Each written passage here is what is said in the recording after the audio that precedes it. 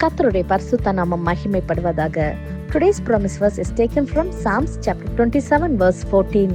Wait for the Lord. Be strong and take heart. Wait for the Lord. சங்கீதம் 27 அதிகாரம் 14 வசனம். கர்த்தருக்கு காத்திரு, அவர் உன் இருதயத்தை திடப்படுத்துவார். திடமனதாய் இருந்து கர்த்தருக்கே காத்திரு. Are you waiting for a breakthrough, healing, direction or restoration? ஒருவேளை நீங்கள் ஒரு முன்னேற்றத்துக்காக அல்லது ஒரு சுகத்திற்காக அல்லது ஒரு வழி நடத்துவதற்காக அல்லது மீட்புக்காக காத்திருக்கிறீங்களா?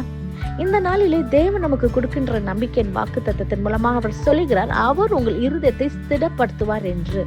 ஆம் பிரியமானவர்களை, இதை கேட்டுக்கொண்டிருக்கிற நீங்க உங்க இருதயத்துல ஏதோ ஒரு கலக்கம், ஏதோ ஒரு துக்கம், ஏதோ ஒரு வேதனை நிரம்பி நீங்க சோர்ந்து போய் காணப்படுத்தீங்களா? இந்த நாளிலே கர்த்தர் சொல்லுகிறார், நீங்க கர்த்தருக்கு காத்திருக்கும் போது அவர் உங்கள் இருதயத்தை ஸ்திரப்படுத்துவார் என்று. He will strengthen your heart என்று கர்த்தர் இந்த நாளிலே பேசுகிறார். எந்த காரியமாக இருந்தாலும் நீங்க கர்த்தருடைய சமூகத்துல காத்திருக்கும் பொழுது, அவருடைய பிரசன்னத்துல நம்ம அமர்ந்திருக்கும் பொழுது நிச்சயமாகவே அவர் நம்மளை பலப்படுத்துகிற தேவனாக, நம்ம காரியங்களை எல்லாம் வாய்க்க பண்ணுகிற தேவனாக இருக்கிறார். பிரியமானவர்களே, அநேக வேளையிலே நம்மளுடைய சோர்வு, நம்மளுடைய வேதனை, நம்மளுடைய குழப்பங்கள் நம்மளுடைய சரீரத்தை பாதித்து நம்மளை மிகவும் சோர்வடைய செய்கிறதில்ல. நமக்கு இருக்கிற ஒரே ஒரு நம்பிக்கை, தேவனுடைய பிரசன்னத்துல உட்காரும் போது தேவன் தருகிற வார்த்தை மாத்திரம்தான். மனுஷன் அப்பத்தினால் மாத்திரம் அல்ல, கர்த்தருடைய வாயிலிருந்து புறப்படுகிற வார்த்தையினாலே பிழைப்பான் என்று நம் வேதத்துல பார்க்கிறோம்ல. இந்த நாளிலே உங்களுடைய காரியங்கள், உங்களை சோர்வுபடுத்துகிற காரியங்கள் எதுவா இருந்தாலும் நீங்க கர்த்தருடைய சமூகத்துல இதை வைத்து நீங்கள் கர்த்தருக்காக காத்திருக்கும் போது அவர் நம்மளை புது பலன் அடைய செய்ய அவர் நமக்கு உதவி செய்கிற தேவனாக இருக்கிறார். ஐசாயா 40:31 says, கர்த்தருக்கு காத்திருக்கிறவனோ புது பலன் அடைந்து கழுகுகளை போல செட்டைகளை அடித்து எழும்புவார்கள் என்று. அவர்கள் ஓடினாலும் இளைப்படியார்கள், நடந்தாலும் சோர்ந்து போகார்கள் என்று சொல்லி அந்த வசனத்தை வாசிக்கிறோம் அல்லவா?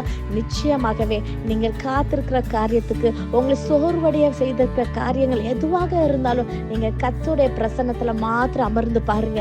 நிச்சயமாகவே அவர் உங்களை பலப்படுத்தி எந்தெந்த காரியத்துக்காக காத்திருக்கிறவங்களோ நிச்சயமாக அதை வாய்க்க பண்ண செய்வார். கர்த்தர் உங்க வாழ்க்கையை ஆசீர்வதித்து உங்களை பெருக பண்ண வல்லமை உள்ள தேவனாக இருக்கிறார். பிரியமானவர்களே, so today even when answer seems delayed, God is never late in waiting. He strengthens your heart and renews your courage. So do not lose hope. Be strong, take heart and continue to wait on the Lord. In His perfect time, His promise will surely be fulfilled. இதை விசுவாசிக்கிறீங்களா? நம் கண்களை மூடி ஜெபிப்போமா? நேசிக்கிற நல்ல தகப்பனே, இந்த காலை வேலைக்கு நமக்கு சோஸ்திரம் தகப்பனே. அப்பா, நீர் கொடுத்த இந்த வாக்குத்தத்த வசனத்துக்காய் நன்றி செலுத்துகிறேன் கர்த்தாவே. ஆண்டவரே, இதை விசுவாசித்து உங்களுடைய பிரசன்னத்துல காத்திருக்கிற பிள்ளைகளை கர்த்தாவே உங்களுடைய புது பலனாலே நிரப்புங்க. அவங்களுடைய இருதயத்தை நீங்க ஸ்ட்ரென்தன் பண்ணுங்கப்பா, பலப்படுத்துங்க கர்த்தாவே. காத்திருக்கிற காரியங்களை நிச்சயமான ஆண்டவரே ஒரு ஆசீர்வாதத்தை, ஒரு நன்மையை காணும்படியாக இந்த நாளிலே ஒரு அற்புதத்தை செய்யுங்கப்பா.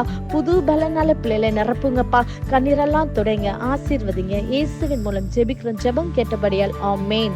God bless you.